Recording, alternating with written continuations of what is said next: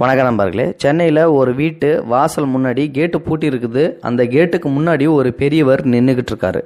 இதை கவனிச்சா அந்த வீட்டோட முதலாளி வெளியில் வந்து, பெரியவரை உங்களுக்கு என்ன வேணும், ஏன் வீட்டு முன்னாடி நின்றுக்கிட்டு இருக்கீங்கன்னு சொல்லி கேட்குறாரு. அந்த பெரியவர் கசங்கிய சட்டை, சாதாரண வேட்டி சட்டை வந்து போட்டிருக்காரு. முகத்தில் வந்து கருப்பும் வெள்ளையமாக வந்து முடி முளைச்சி நீண்ட பயணத்தால் களைத்த முகமாவது வந்து தெரியுது. கையில் வந்து நகைக்கடை விளம்பரத்தில் இருந்த ஒரு ரெக்ஸின் பையோடு நின்றுக்கிட்டு இருக்காரு. அவர் கையில் இருந்த சீட்டை பார்க்குறாரு. பார்த்துட்டு, ஐயா ஆனந்து நம்பர் 8 யோகானந்தம் நகர் இதுதானையா அப்படின்னு சொல்லி கேட்குறாரு. ஆமாம் இதுதான், நான் தான் ஆனந்து, உங்களுக்கு என்ன வேணும், நீங்கள் யார் அப்படின்னு சொல்லிட்டு அவர் கேட்குறாரு.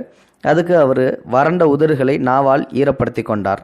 நான் உங்கள் அப்பாவோட நண்பன், காரைக்காலிலேருந்து வரேன். உங்கள் அப்பா லெட்டர் கொடுத்து அனுப்பியிருக்காரு. பெரியவர் ரெக்ஸின் பை ஜிப்பை திறந்து ஒரு கடிதத்தை எடுத்து நீட்டினார். வீட்டு முதலாளி அதை வாங்கி பார்த்து, நான் தான் ஆனந்து. அப்பாவா என்று வினவியபடி கடிதத்தை படித்தார். அதில் உள்ள அன்புள்ள ஆனந்துக்கு அப்பா எழுதுவது: ஆசிர்வாதம். கடிதம் கொண்டு வரும் ராமசாமி என்னுடைய நண்பன். ரொம்ப கஷ்ட ஜீவனம். இவரது ஒரே பிள்ளை சமீபத்தில் விபத்தில் இறந்து விட்டான். விபத்துக்கான இழப்பீடு கிடைத்தால் ராமசாமியும் அவர் மனைவியும் வாழ ஓரளவாவது உதவியாக இருக்கும். விபத்து சம்பந்தமான போலீஸ் விசாரணை, விபத்து ஏற்படுத்திய டிராவல்ஸ் வேன் உரிமையாளர் தர ஒப்புக்கொண்ட இழப்பீடு போன்ற சகல விவரங்களையும் சேகரித்து அவரிடம் கொடுத்து அனுப்பியிருக்கிறேன். சென்னையில் தலைமை அலுவலகத்தில் தருவார்களாம். சென்னை அவருக்கு புதிது. நீ கொஞ்சம் அவருக்கு உதவி செய்தால் நல்லது. செய்வாய் என்று நம்புகின்றேன். மற்றபடி உடம்பை பார்த்துக்கொள். பொங்கலுக்கு கண்டிப்பாக ஊருக்கு வர வேண்டும். உன் அப்பா பரமேஸ்வரன் என்று எழுதப்பட்டிருந்தது. அவன் முகத்தையே பார்த்து கொண்டு நின்றார் ராமசாமி. ஒரு வினாடி யோசித்தவன் சட்டென சாவி எடுத்து வந்து கேட்டை திறந்தான். வாங்க சார், உட்காருங்க என்றவன் டம்ளரில் தண்ணீர் கொண்டு வந்து கொடுத்தான். தயங்கியபடி உள்ளே வந்த ராமசாமி தண்ணீரை வாங்கி பருகினார். சாப்பிட்டீங்களையா? இல்லை தம்பி, வழியில் 2 வாழைப்பழம் சாப்பிட்டேன். Bus late. காலையில் காரைக்கால் கிளம்புனா சாயங்காலம் மெட்ராஸ் போயிடலாம்னு உங்கள் அப்பா சொன்னார். பஸ்ஸு பிரேக் டவுன் ஆகிடுச்சு, அதான் அகாலத்திலே வந்து. அதனால் என்னையா? பரவாயில்ல.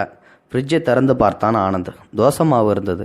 4 தோசை சுட்டு மிளகாய் பொடி, எண்ணெய், தண்ணீர் கொண்டு வந்து டேபிள் மேல் வைத்தான். சாப்பிடுங்க, இதோ வர்றேன் என்றவன் வாசல் பக்கம் மொபைலுடன் போனான்.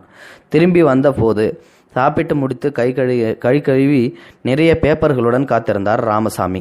சொல்லுங்க, என்ன நடந்துச்சு என்று அவர் எதிரில் அமர்ந்து பேப்பர்களை வாங்கி பார்த்தான். பையனின் போட்டோ இருந்தது. 22 வயதில் அழகாக பதவிசாக இருந்த பையன். ஆனந்துக்கு கண்கள் கழங்கின. முகத்தை துடைத்து கொண்டார் ராமசாமி. இவனுக்கு முன்னாலேயே பிறந்த 4-5 பேரும் சின்ன வயசுலேயே போய் சேர்ந்துட்டாங்க. இவன்தான் தங்கனான். மகேஷ்னு பேர். கஷ்டப்பட்டு படிக்க வச்சேன். பொறுப்பான பிள்ளை. ஸ்காலர்ஷிப்பில் பிஇ முடித்தான். வேலை கிடைச்சா நம்ம கஷ்டம் தீர்ந்துடும்னு வாய்க்கு வாய் சொல்லுவான். வேலையும் கிடச்சிது. என்னையும் என் மனைவியும் நிற்க வச்சு நமஸ்காரம் செய்துட்டு மெட்ராஸ் கிளம்பி வந்தான் தம்பி. பஸ் ஸ்டாண்டு போக ரோடு கிராஸ் செய்கிறப்போ வேகமாக வந்த டிராவல்ஸ் வேனு ஒன்று மோதி ஸ்பாட்டிலேயே மேல் துண்டால முகத்தை மூடி குலுங்கினார் ராமசாமி. பேசாமல் அவரையே பார்த்தான் ஆனந்த். அவராகவே தொடர்ந்தார். அந்த வேன் சொந்தக்காரர் நஷ்டஈடு தர ஒத்துக்கிட்டார். முதல்ல அந்த வாங்கவே மனசு ஒத்துக்கலை எனக்கு. என் பிள்ளையே பறி போனதுக்கப்புறம் அந்த பணத்தை வச்சு நான் சாப்பிட்றதான்னு வெறுப்பாக இருந்துச்சு. உங்கள் அப்பா தான் எனக்கு அப்படி இப்படின்னு ஆறுதல் சொல்லி வாங்கிக்க சொல்லி வற்புறுத்தினார். எனக்கு நிரந்தரமாக ஒரு வேலையும் கிடையாது. என் மனைவி ஏற்கனவே நோயாளி. பிள்ளை போன துக்கத்தில் படுக்கையாயிட்டா. எங்களை பகவான் தான் அழைச்சிக்கிற வர சாப்பிட்டு தொலைக்கணுமே. அதனால் கடைசியாக நஷ்ட ஈடு வாங்கிக்க சம்மதித்தேன். உங்கள் அப்பா தான் எல்லா ஏற்பாடுகளையும் செஞ்சு இங்கே அனுப்பி வச்சார். என் பிள்ளை உங்களுக்கு உதவி செய்வான்னு லெட்டர் கொடுத்தாரு.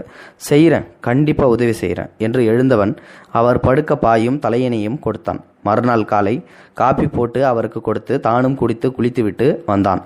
அவரும் குளித்துவிட்டு வர இருவரும் பைக்கில் கிளம்பினார்கள். இங்கே நுங்கம்பாக்கம்னு இருக்காமே, அங்கே தான் ஹெட் ஆஃபீஸ் இருக்கான். நுங்கம்பாக்கம் பக்கம்தான், நான் கூட வந்து செஞ்சு தரேன். வழியில் ஹோட்டலில் டிஃபனை முடித்து டிராவல்ஸ் ஆஃபீஸ் வந்தனர் இருவரும். ஃபார்மாலிட்டிஸ் எல்லாம் முடிந்து செக்கு கைக்கு வர மதியானம் ஆகிவிட்டது. ரொம்ப நன்றிப்பா, எனக்கு ரொம்ப சிரமப்பட்டுட்டேன். நான் இப்படியே ஊருக்கு கிளம்புறேன். இப்போ பஸ்ஸு பிடிச்சா ராத்திரிக்குள்ளேயே காரைக்கால் போயிடலாம். என் மனைவி தனியாக இருக்கா, துணைக்கு ஆள் இல்லை. நானே பஸ் ஏற்றி விடுறேன் வாங்க என்றவன் ஹோட்டலுக்கு அழைத்து போய் அவர் தர மறுத்தும் கேளாமல் சாப்பிட வைத்து தானும் சாப்பிட்டான். கோயம்பேடு வரை பைக்கில் அழைத்துச் சென்று காரைக்கால் பஸ்ஸில் ஏற்றிவிட்டான்.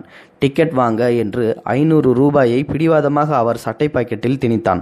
ஒரு நிமிஷம் என்று போனவன் ஒரு பிளாஸ்டிக் பையுடன் வந்தான். ஊர் போய் சேர எத்தனை நேரம் ஆகுமோ, வழியில் சாப்பிட்டுக்காங்க என்று டிஃபன் பொட்டலம், தண்ணீர் பாட்டில் அடங்கிய பையை அவரிடம் கொடுத்தான். அவர் நெகிழ்ந்து போனார். என்னால் உனக்கு எவ்வளோ சிரமம்ப்பா, லீவு வேற போட்டுட்டு எனக்காக அலைஞ்சிக்கிட்டு இருக்க. ஊருக்கு போனதும் வேலையாக உங்கள் அப்பாவை பார்த்து நான் நன்றி சொல்லணும்ப்பா. ராமசாமி உணர்ச்சி வசப்பட்டு பேசிக்கொண்டு போக அமைதியாக அவர் பக்கத்தில் அமர்ந்தான் ஆனந்த். ஒரு விஷயம் சார், நீங்கள் தேடி வந்த ஆனந்த் நான் கிடையாது. ராமசாமி திடுக்கிட்டார். என்னப்பா சொல்கிறேன்? ஆமாம், நீங்கள் அட்ரஸ் தப்பாக வந்துட்டீங்க. நான் இருக்கிறது யோகானந்த நகர் எக்ஸ்டென்ஷன். நீங்கள் மெயின் யோகானந்தம் நகர் போயிருக்கணும். அது கிட்டத்தட்ட 2 கிலோமீட்டர் தொலைவில் இருக்குது. ராமசாமிக்கு குப்பென உயர்த்துது. அடடா, தப்பு செஞ்சிட்டனே, ரொம்ப ரொம்ப சாரிப்பா. நான் வந்த உடனே சொல்லியிருக்கலாமேப்பா. அனாவசியமாக எதுக்கு எனக்காக மெனக்கட்டுட்டு அவரை தடுத்தான் ஆனந்த். நீங்கள் வந்தது ராத்திரி 10:30 மணிக்கு. மெட்ராஸில் இருக்கிறவங்களுக்கு இங்கே அட்ரஸ் தேடி கண்டுபிடிக்கிறது கஷ்டம். நீங்கள் மெட்ராஸுக்கு புதுசு வேற. அதுலேயும் நீங்கள் வந்த காரியத்தை பார்த்தா எனக்கு ரொம்ப மனசு சங்கடமாக போயிடுச்சு. அதான் உங்களை கூப்பிட்டு சாப்பிட சொல்லிவிட்டு லெட்டரில் இருந்த நம்பருக்கு கால் போட்டு பேசினேன். நீங்கள் அட்ரஸ் மாறி வந்த விஷயத்தை கேட்டு உங்கள் நண்பர், அதான் அந்த ஆனந்தோட அப்பா, ரொம்பவே வருத்தப்பட்டார். அவர்கிட்ட அவர் பிள்ளையோட நம்பர் கேட்டு வாங்கி பேசிட்டு பொழுது விடிஞ்சதும் ஒரு ஆட்டோவில் உங்களை அனுப்பி வைக்கலாம்னு இருந்தேன். ஆனால் மொபைல் ஃபோனில் பேசுனது ஆனந்தோட மனைவி. அவர் ஆஃபீஸ் விஷயமா டெல்லி போயிருக்காராம்மா. அவர் வர 1 வாரம் ஆகுமா. அப்போ தான் நான் முடிவு செஞ்சேன், நேரடியாக நானே உங்களுக்கு உதவி செஞ்சிடலாம்னு. எந்த ஆனந்தன்னா என்ன சார், நஷ்ட ஈடு உங்களுக்கு கிடைக்க நான் உதவியாக இருந்தேன்னு நிம்மதி என் மனசுலே நிறைஞ்சிருந்தது. அது போதும் சார். டிரைவரும் கண்டக்டரும் பஸ்ஸில் ஏற எழுந்தான் ஆனந்த். அவன் கைகளை பற்றி கண்ணில் ஒற்றி கொண்டார் ராமசாமி. அவர் உள்ளங்கை ராமசாமியின் கண்ணீரால் நனைந்தது. நல்லா இருப்பா, நல்லா இரு, வேற என்ன சொல்ற. 15 வருடங்களுக்கு முன்பு செத்துப்போன தன் அப்பாவை நினைத்து கொண்டான். அப்பா, நீங்கள் இப்போ உயிரோடு இருந்து இது மாதிரி லெட்டர் கொடுத்து அனுப்பி இருந்தாலும் கண்டிப்பாக நான் உதவி செஞ்சிருப்பேன்ப்பா. என் வளர்ச்சியை பார்க்காமலேயே போயிட்டீங்களே. யாரோ ஒருத்தருக்கு பிள்ளையாக இருந்து அவர் நண்பருக்கு உதவி செய்திருக்கேன்ப்பா. உங்களுக்கு திருப்தி தானே? கனத்த மனத்துடன் பஸ்ஸை விட்டு இறங்கினான் ஆனந்த். கண்டிப்பாக இது ஒரு அருமையான பதிவு தான். இந்த பதிவை நான் ஏற்கனவே ஒரு தடவை போட்டிருக்கேன். இருந்தாலும் மறுபடியும் எனக்கு போடுறதுல எந்த ஒரு சங்கடமும் இல்லை. ஏன்னா இந்த வீடியோவை நான் படிச்சுக்கிட்டு இருக்கும்போது என்னுடைய மனசுக்குள்ள ஒரு பரிதவிப்பு அப்படி ஒன்று இருக்குது. எனக்கு அப்பா அம்மா இருக்காங்க. இருந்தாலும் இந்த ஒரு பதிவை படிக்கும்போது பார்த்தீங்கன்னா மற்றவங்களுக்கு, அந்த இல்லாதவங்களுக்கு பார்த்தீங்கன்னா ஒரு மன நிம்மதியாக இருக்கும். அதே மாதிரி நிறைய பேர் பார்த்தீங்கன்னா இதை படித்து பார்த்துட்டு இந்த மாதிரி தெரியாத ஏழை குடும்பத்தை சேர்ந்த பெரியவங்க, வயதானவங்க யார் உங்களோட தேடி வந்தாலும் அவங்களுக்கு என்ன வேணும் அப்படின்றத கேட்டு அந்த உதவியை நீங்கள் நிறைவேற்றணும். அதில் தான் நம்மளோட வாழ்க்கையோட மகிழ்ச்சியே இருக்குது. இதை நிறைய பேர்த்துக்கு புரியறதே இல்லை. தயவு செஞ்சு பெரியவங்க யாராவது உங்ககிட்ட உதவின்னு சொல்லி கேட்டாங்கன்னா, தெரிஞ்சவங்களாக இருந்தாலும் சரி, தெரியாதவர்களாக இருந்தாலும் சரி, கண்டிப்பாக நீங்கள் உதவி செய்யணும். அதுக்காக தான் இந்த பதிவை பதிவிட்டிருக்கேன். இந்த வீடியோ பிடிச்சிருந்தால் லைக் பண்ணுங்கள், உங்கள் ஃப்ரெண்ட்ஸுகளுக்கு ஷேர் பண்ணி விடுங்க. கூடவே நம்ம சேனலையும் சப்ஸ்கிரைப் பண்ணி விட்டுருங்க. தேங்க்யூ ஃபார் வாட்சிங். இது போன்ற செய்திகளை உடனுக்குடன் நீங்கள் தெரிந்து கொள்ள மறக்காமல் எங்களுடைய சேனலை சப்ஸ்கிரைப் செய்யவும், கூடவே பக்கத்தில் வரும் பெல் ஐக்கானையும் கிளிக் செய்யவும்.